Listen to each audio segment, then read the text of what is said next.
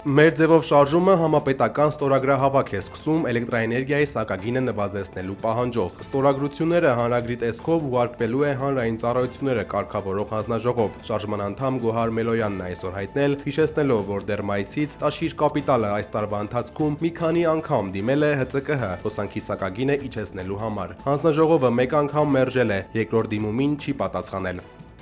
Մենք իդեմ մեր ձևով շարժման մեկնարկում ենք համապետական ստորագրահավաք հանրագրի տեսքով։ Հանրագիրը դա 2015 թվականի սահմանադրական բարեփոխումների արդյունքում ձեռք բերված հանրային վերահսկողության եւ հանրային հաշվետվողականության ժողովրդավար կարևորագույն ինստիտուտները կյանքի կոչող մեխանիզմ է,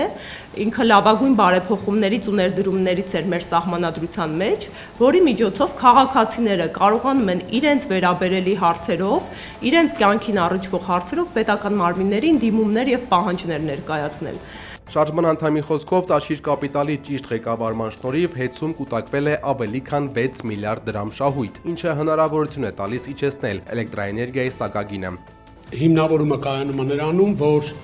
2024 թվականին էլեկտրաէներգիայի ընդհանուր մուտքը կազմել է մոտ 5 միլիարդ կիլովատժամ, որից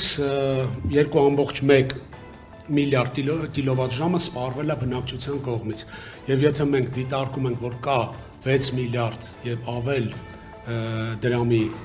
խնայողություն, որը որ մենք բաժանենք 2 միլիարդ բնակչության կողմից սպառված էլեկտրաէներգիայի, դա կազմում է մոտ 3 դրամի կարգով,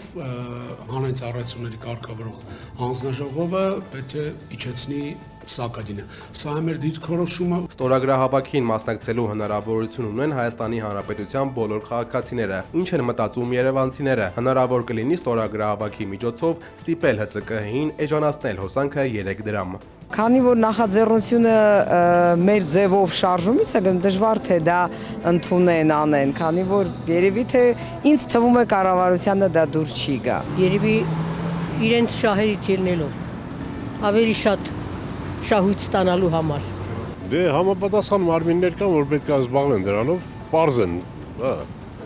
մենք չենք կարող ասենց, օդի մեջ չեմ կարող ասեմ, ինչն է պատճառը։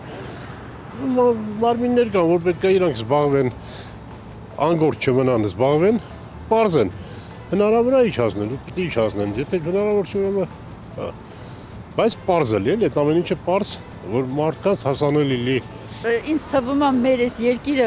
ոչ մի պրեզիդենտ չի ղեկավարում, սա դրսից է ղեկավարվում, թե որ երկրից, ամեն անգամ մի ձևով, այ հենց դրա համար ոչ ընտրական համակարգ գոյություն ունի ստեղ, այդ համակարգը չի գործում։